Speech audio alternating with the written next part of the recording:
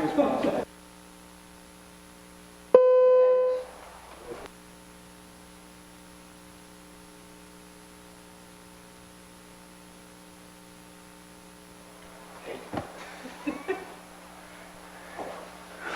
you have any extras somewhere? Or just like switch that one out? We're gonna learn.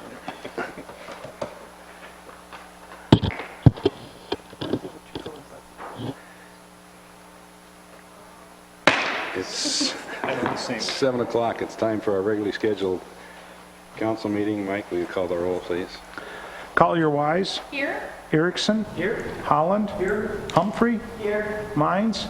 Here. Price. Here. Sorensen. Here. Ward. Mayor Powell. Here. Student Representative Byron. Here. Would everyone please stand for the Pledge of Allegiance?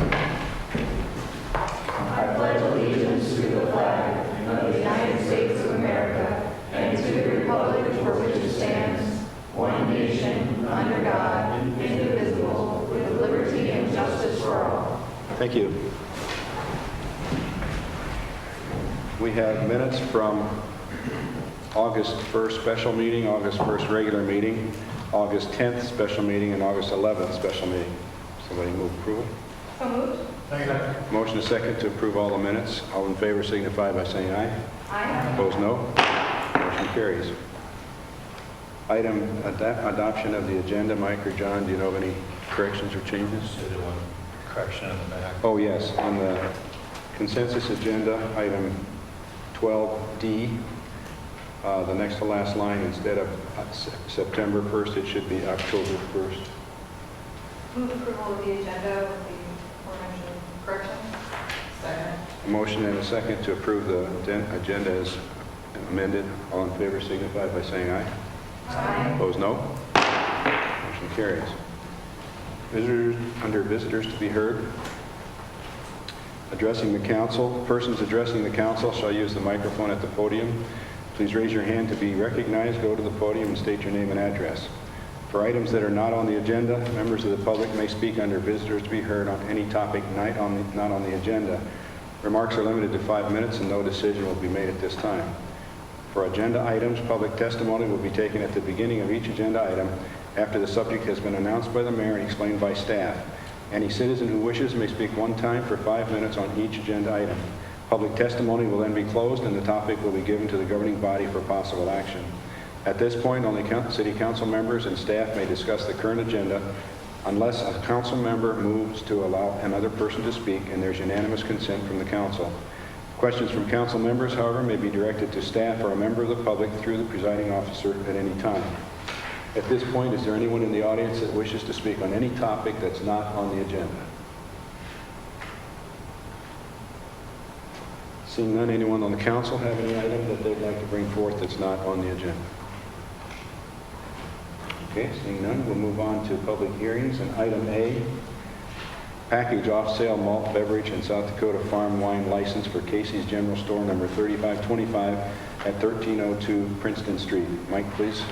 An application was received from Casey's Retail Company for a package off-sale malt beverage and South Dakota farm wine license for the Casey's General Store that's in the process of being built at 1302 Princeton Street. A copy of the notice that was published and the police chief's report are included in the packet.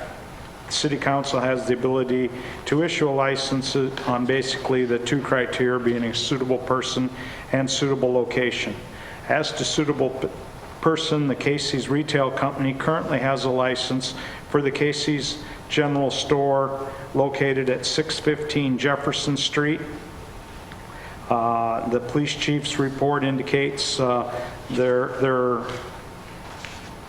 history with compliance checks here in Vermillion.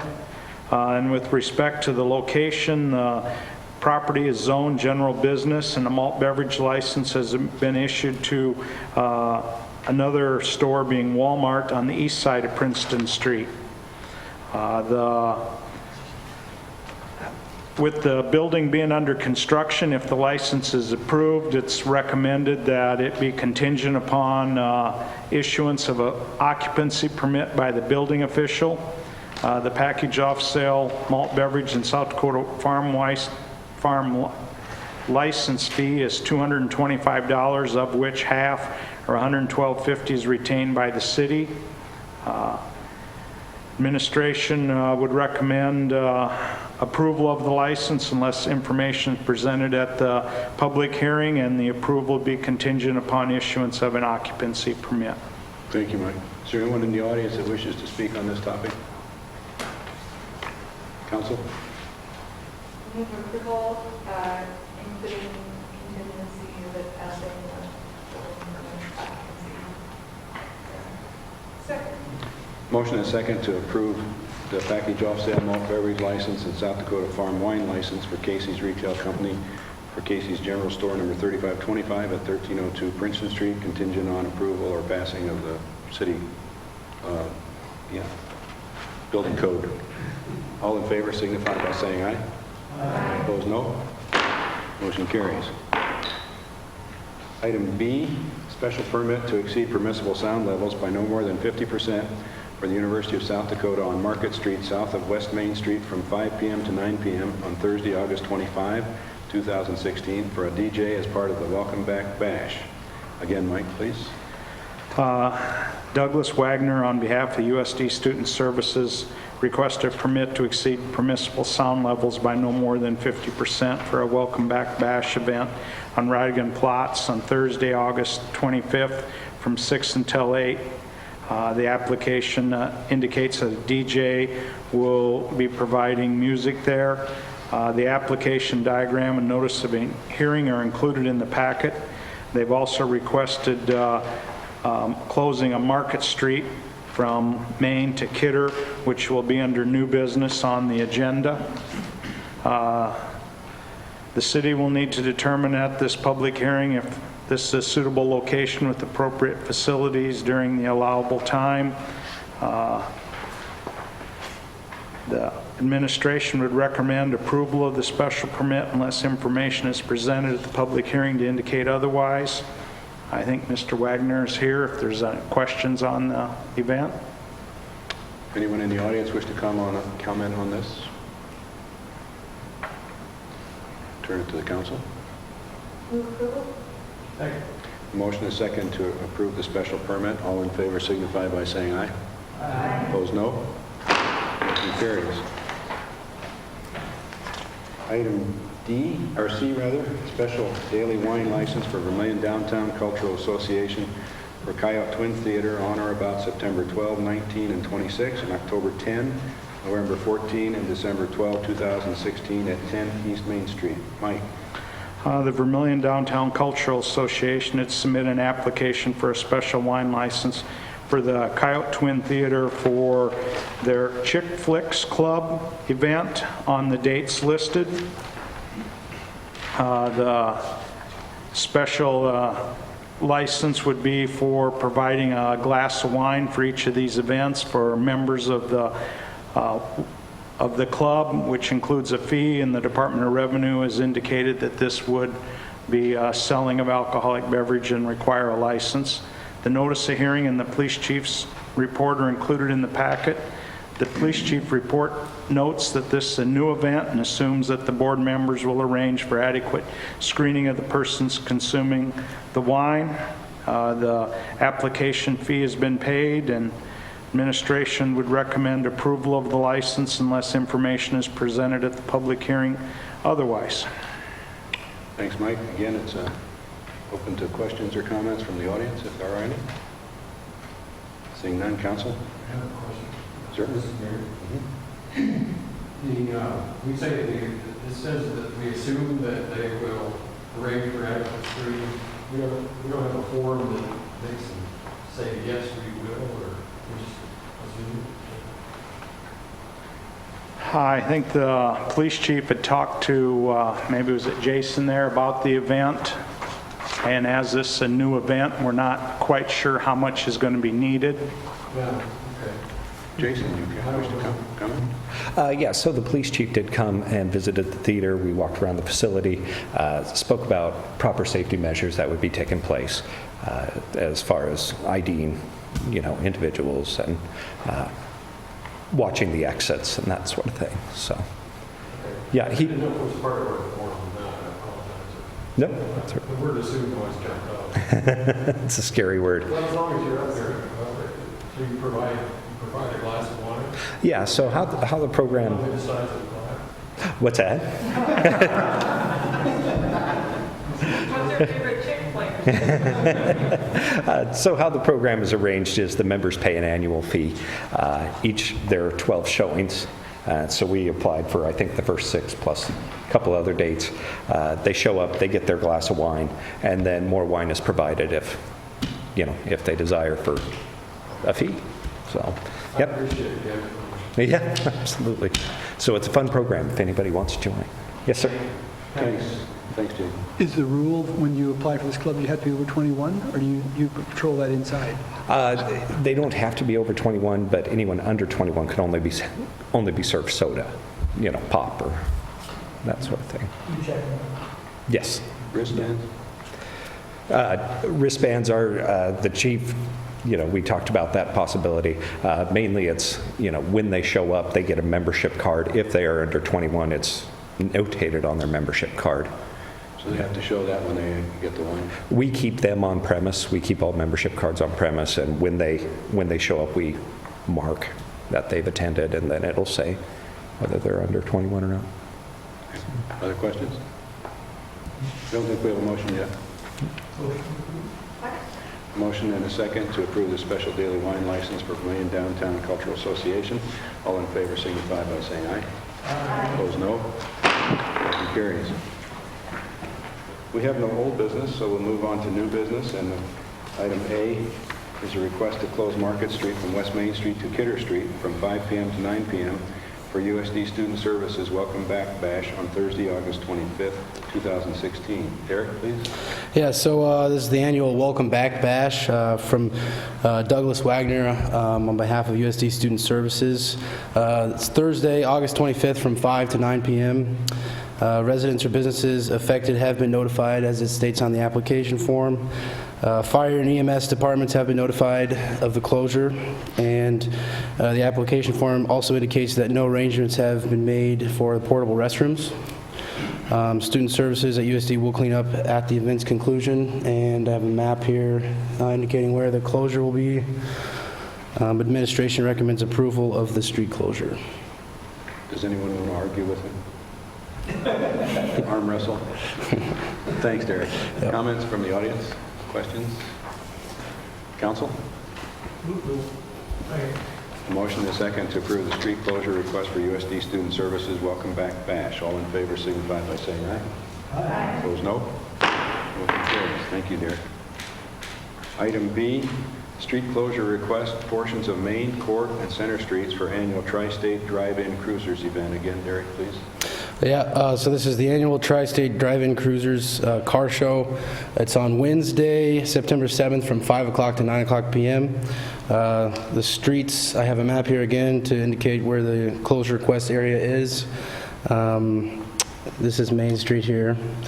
And administration recommends approval of the street closings. Fire and EMS have been notified as well with this one. So. Okay. Anyone in the audience? Comments? Council? Second. Motion to second to approve the street closure request. All in favor signify by saying aye. Aye. Opposed, no. Motion carries. Item C, street closure request for this year's USD home football games. Dan, please. Hello. We are looking to close the street, excuse me, Rose Street, and also block off some parking on Dakota Street. I'll start with Rose. Basically from Kyle Village to the Dakota Dome, just for safety. Everyone coming from the parking lots there at Lot 36, Kyle Village, you close it down. We only have 2 entrances then that go into the dome lots. Just makes it for everyone to be safe during our 5 days that we're there. The Dakota Street from Wagner Center north to Highway 50, we want to close both sides of the street.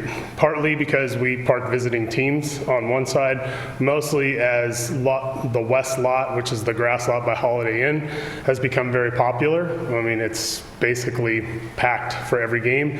If we have cars parked on the street, everyone's walking through cars, looking around, so we want to make sure everyone's safe. So those are the 2 reasons for our request.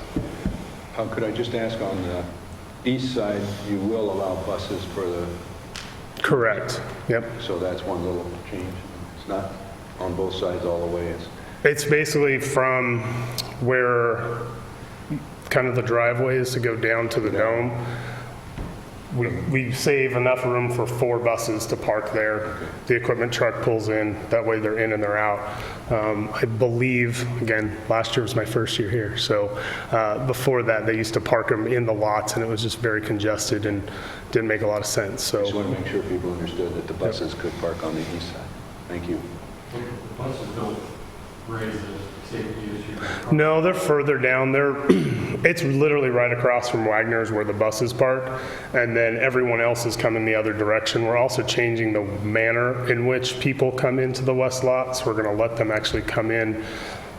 What's the street where the eye clinic is actually on? I'm blanking on the name. Cottage. Instead of, before you had everyone coming down Dakota and turning in here and people crossing and all that. So we're going to have them actually come in Cottage, then come down. So then that way we would leave some of the traffic as well. You will be in charge. The only entrances to the dome will always be on the east side, or ever be a west entrance. Gosh, we sure hope so at some point. The ramps are kind of... Right now, it's the one entrance, just the student entrance there, because it goes to the student side. But at this point, there's not another entrance now. Other comments or questions? Move approval. Okay. Okay, thank you. Motion and a second to approve the closure. All in favor signify by saying aye. Aye. Opposed, no. Motion passes. Thank you. Dan. Item D, street closure, request for Alpha Phi bid day. And Derek, please. Yeah, so Alpha Phi sorority from University of South Dakota is hosting their annual bid day. It's Thursday, August 18th from 6 a.m. to 12 p.m. And they're requesting we close Pine Street from National to Cedar Street. And I have a map here indicating where the closure will be. This here's Pine Street. So it'll be from here to here. And administration recommends of approval of the street closing. Comments or questions for Derek? Motion or approval? Motion and second to approve the street closure request for Alpha Phi bid day. All in favor signify by saying aye. Aye. Opposed, no. Motion carries. Item E, professional services agreement with MRES for filing of annual transmission revenue requirement for Southwest Power Pool. And John, please. Thank you. Not with all the streets closed. In last October, WAPA, Western Area Power Administration, joined the Southwest Power Pool of SPP. As part of that arrangement, SPP is an integrated IS system that operates energy markets and transmission networks. As part of this, since the majority of our power comes through WAPA, Missouri River, their supplemental power provider, it became an opportunity for the city to apply for payments from SPP for belonging to or being part of this integrated system operation. In essence, what would happen is SPP would have control over the transmission assets owned by the city. Those assets would still be the responsibility of the city to maintain. But working through Missouri River, we place, they would work for us on our behalf as our agent, and then SPP would be the ones who could control that. Part of applying for these depreciated costs of the investment annual percentage payments would be entering or applying for an agreement with FERC. And to do that is not a simple standard task. Missouri River's assisted 5 other members, there are roughly 60, about half are in SPP footprint, with applying for these payments. In essence, their specialized legal counsel has developed with the applications, the documentation that's needed, and then also actually submitting the application and responding to FERC with their questions they may have, or actually testifying on our behalf to them. So as part of doing that, we did present this information to the Utilities Committee, and they did recommend that once the agreement was presented that we have this discussion. Included in the packet was a professional services agreement between the city and Missouri River Energy Services, which would, in essence, give them the authority to represent us and present our application to FERC for these payments. Since then, we did, since you got the packet, we did have a minor change to the typo in section 2. And then our city attorney in Missouri River has been working on a couple of sections hence 8, 9, 10 with respect to the indemnification. And while I don't believe it's the city attorney's preferred language, it is the language that, in essence, is what we have to live with this agreement. I would note, while this cost to prepare this agreement could be up to $65,000, that's the not to exceed number. That is also a cost that would be fully reimbursed to us if this application is successful, part of the calculation used in our payment. So if this all works out, we get our money back on this application. If you have to answer any questions or specifically the questions, certainly the city attorney can address.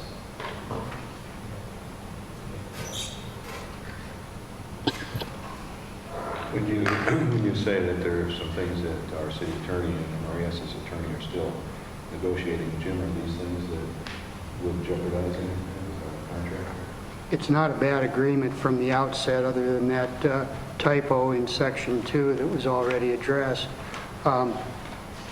Anytime you see indemnity, limitation of liability, and things like that that you have in Sections 8 and 9, there's an attempt by me to delete those. But we have mixed results in our efforts to do that. And in this particular instance, it wasn't a bad indemnity agreement from the sense that beginning in the middle of it, it says member, that's us, agrees to indemnify, but it's followed by the condition following operation of applicable rights of contribution and to the extent permitted by law. And so we have the things available to us in the event that indemnification would not be a possibility for the city. And limitation of liability in this particular instance would be the price of the contract, the $65,000. It's acceptable in this case because of the short term of this contract, the fact that we're going to recoup all those expenses in the event that our efforts are successful, and so there shouldn't be an issue with it in this particular agreement. And so I'm happy with it. Jim, how about 16B? Is that saying the same thing? 16B says that all the provisions of the agreement, including the limitation of liability, were mutually negotiated and basically considered together, and that's why we end up with the provisions that we do. Okay. Anyone have comments or questions for either John or Jim? In a way, what it's saying is if we didn't have these provisions that are somewhat favorable to MRES, our $65,000 fee may be greater. Thank you. Other comments or questions for either John or Jim? I guess for John, so if this application is not successful, we're on the hook for up to $65,000. Correct. And what are our chances? All the indications we've had that Missouri River feels that this is these assets, because they existed prior to WAPA joining SPP, are going to qualify. It will be the documentation to demonstrate that they are transmission related versus distribution. That is for our benefit versus the whole system. So they felt very positive about this aspect of it being accepted by them. Further comments or questions? I have confidence in our city attorney, and yeah, I'm glad that you looked at what you looked at and explained that. And with that, I move approval. Motion and second to approve the professional services agreement with MRES. All in favor signify by saying aye. Aye. Opposed, no. Motion carries. Thank you. Item F, Labor and Finance Committee report on FOP agreement with the police department. Thank you. Last year, there was a change in the union representation of our police officers and detective, and so the current agreement we had expired at the end of 2015. And since that time, we've been working with the Fraternal Order of Police, who's the new representative for these individuals, to establish an agreement. And we've had several meetings over the course of this year. We've met, as Labor and Finance Committee members know, on a couple different occasions to get some guidelines and keep you guys updated with respect to where the committee or where the negotiations were at. And the committee established some guidelines there at the end with respect to the final proposal. And I believe we've reached agreement orally with respect to FOP on this agreement. A couple of the highlights of the agreement is it would be for a 3-year time period that began January 1st of this year and would last until December 31st of 18. The proposed agreement provides for a cost of living adjustment of 2.5% January 1st, 2.25% January 1st of 2017, and a 2.25% on January 1st of 2018, which was the same as what our other union agreements were able to arrive at. There also is a $30 monthly fee for health insurance, that's in addition to any premium that employee might pay for the type of coverage they have. Going into it, one of the concerns that the administration had to do with our starting wage, and making sure that we had a starting wage that was competitive. That's particularly important for a new officer candidate who may be looking at a couple different agencies as potential employers. And so we worked with the union to establish where our pay is in the middle of the pack, I guess, so to speak. There's about 7 to 8 cities we compare ourselves to, and we were below that or in 8th place, 7th place maybe, depending on how you looked at it. And so this helps put us in the middle of that pack over the course of the next 2 years, which is very comparable to what we're able to do or we aim to do with some other positions. We also, this proposal includes some changes with clarification to the overtime scheduling, comp time, bank of up to 30 hours. The FOP has a leave bank that they wish to establish for qualifying union activities. And then there's an increase in the annual amount that's paid in a gym membership. That cost is split between the city and the employee. And then there are also some language changes with respect to the disciplinary section as we move from one union to the other. At this point in time, the Labor and Finance Committee has recommended to the City Council to adopt the proposed agreement. At this point in time, with the state statute, that's their recommendation. The City Council is asked to accept the report of the committee, and then that clears the way that you can consider it at your next meeting on September 6th. Thank you, John. Comments or questions?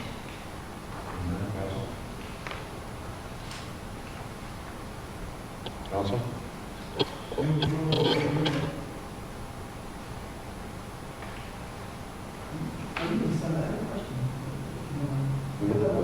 We can have a question after it's... You're a member of the council. That's fine. Is the motion to accept it? No. Because we haven't put it on the future. We're accepting the report. So we have a motion and a second to accept the report. Any further discussion? All in favor signify by saying aye. Aye. Opposed, no. Motion carried. Item G, 2015 audited comprehensive annual report. Mike, please, are you going to read the whole thing to us? Yep, I'll read through that. Or do you want me to start later tonight and finish up before the next meeting? The audit report was distributed by Williams and Company at noon today, where they answered some questions on the report and covered some of the main items included in the report. Passed out also was tonight was the management letter. He said he had one copy at noon, so I made copies of all of it and provided it for the council to review. As the Department of Legislative Audit has oversight over all city audits, a copy of the report was submitted to the Department of Legislative Audit, and their letter of acceptance is included in the packet. Once the council accepts this report, we'll get an electronic copy placed on our city website. We'll have hard copies available for those that request it. And so really all we're recommending tonight is that the City Council accept the audited comprehensive annual financial report for 2015. And if you have questions, specific areas or whatever, don't hesitate to give me a call and we can go over them. Any comments or questions for Mike? I just want to make sure to say for the public at home that one of the things that Williams and Company, which does audits and financial reports for many different municipalities and public entities all over the area, really pointed out was what a great job our finance office does. They were incredibly impressed with the level of expertise and organization that they saw from them. And so I think Mike and his team deserve a lot of credit for that, that he really pointed out what a lucky city we are to have that. Thank you. Well said. Further to comments? Steve? And I would also like to point out that they stated that our city was also in good shape financially, and that we have been good stewards of the public's money. So that is in large part a testament to John and Mike's leadership. So I wanted to add that as well. Thank you. Any other testimonials? We still have a need for, oh, no, we haven't got a motion yet. No. I move to accept the comprehensive annual report of 2015. Motion is second to approve the audited 2015 audited annual comprehensive financial report. Further discussion? All in favor signify by saying aye. Aye. Opposed, no. Motion carries. Thank you, Mike. Item H, consulting agreement with Gallagher Benefits to assist with health insurance renewal. And John, please. Thank you. Currently, we offer our city employees health insurance through Sanford Health Insurance. That's brokered in a pool arrangement by Great Plains Brokerage out of Sioux Falls. We have experienced unusually high claims history since the last renewal. And that led to being presented with a very large health insurance renewal that, as council saw last week when you spent 2 evenings reviewing the proposed budget for 2017, we factored in at that point in time a 75% increase. We're in kind of a unique setting right now in that our health insurance pool, which previously those 5 entities had kind of shouldered or shared that burden of large increases. That pool is broken up. They weren't particularly interested in shouldering our burden, I guess you might say. We do have an unusually high claims experience that we hope will be temporary within, that is not an ongoing scenario. And then also just the complexity of some of the healthcare laws and how it impacts what's determined to be a large employer. And the city is determined to be a large employer by federal healthcare laws because we have 100 plus employees. And so with this unique scenario, we've been having some conversations with Seth Major of Gallagher Benefits Services, and he has prepared the attached consulting agreement where he would provide services to help us negotiate and develop a health insurance plan for 2017, which will help clarify further the 2017 budget that the City Council looked at last week. I would note that the packet contained the initial consulting agreement with Gallagher Benefits Services. Since that time, we've been able to work on what is Section 7 in the agreement, which is the limits of liability indemnity. So it seemed very familiar from 2 agenda items ago. I would say Jim would say he had more success with this one. In the packet, you should have 2 paragraphs under Section 7. The first paragraph has been eliminated entirely from that Section 7, and then there's just the second paragraph. It would be the only paragraph in this agreement going forward, which does limit the liability that way. So that is a change versus the presentation that was included with your packet. So we'd be happy to answer any questions. We'd recommend approval of this agreement as presented.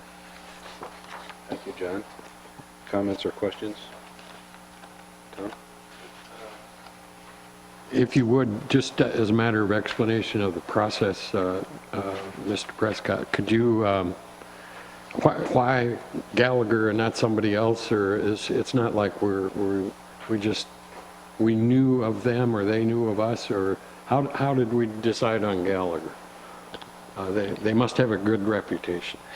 They do. In talking with a couple of people, their name came up twice in terms of I'm looking for solutions in addressing, and so did we do an RFQ looking for firms? No, we didn't, given the limited time we had.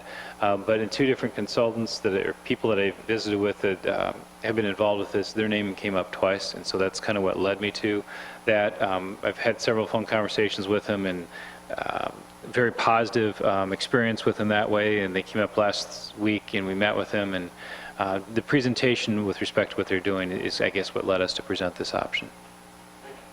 Other comments or questions? Pleasure of the council.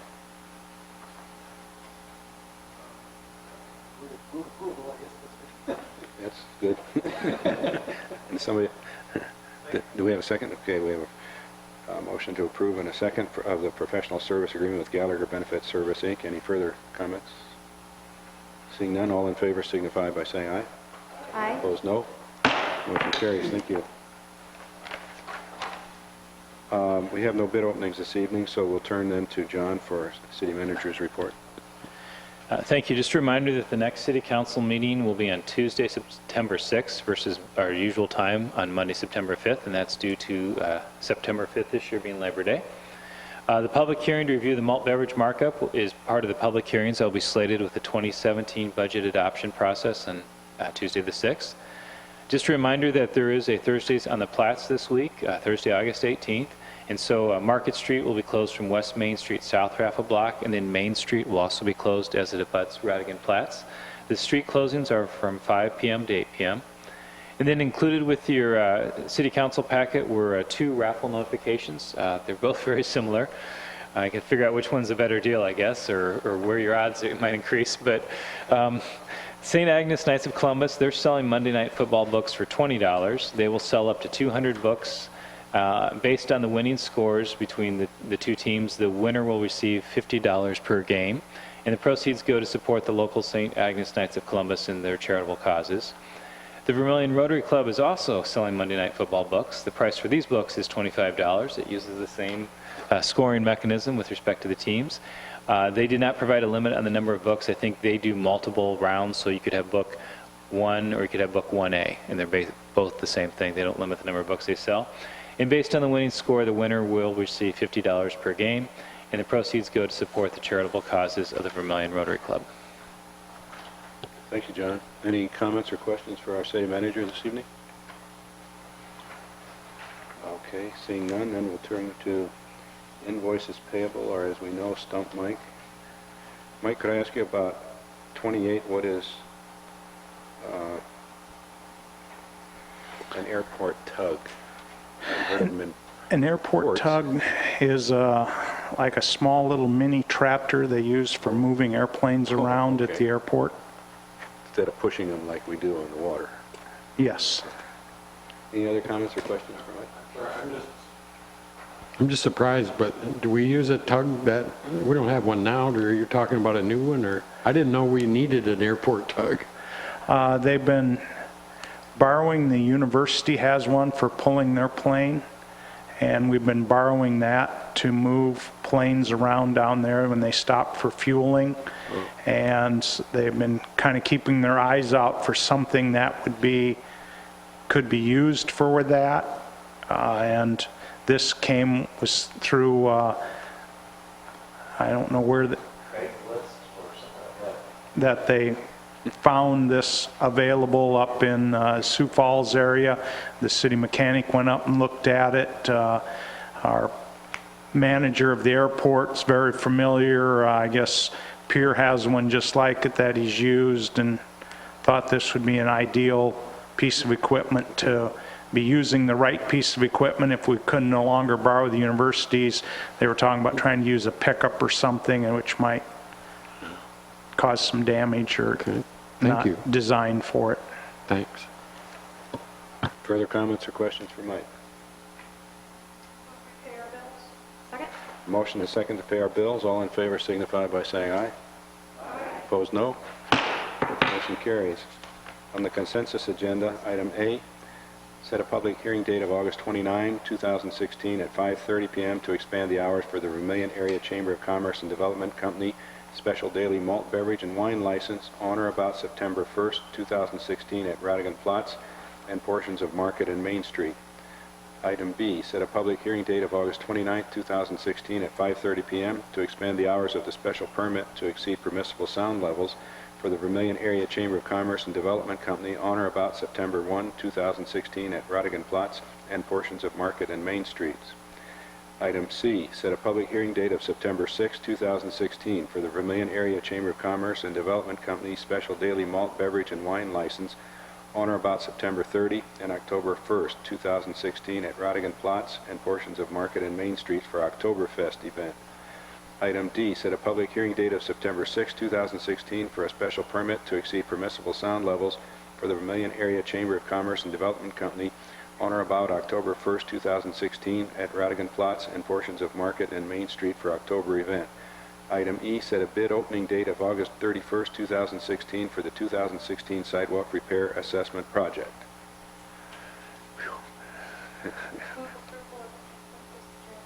A motion to approve the consensus agenda. All in favor signify by saying aye. Aye. Opposed, no. Steve?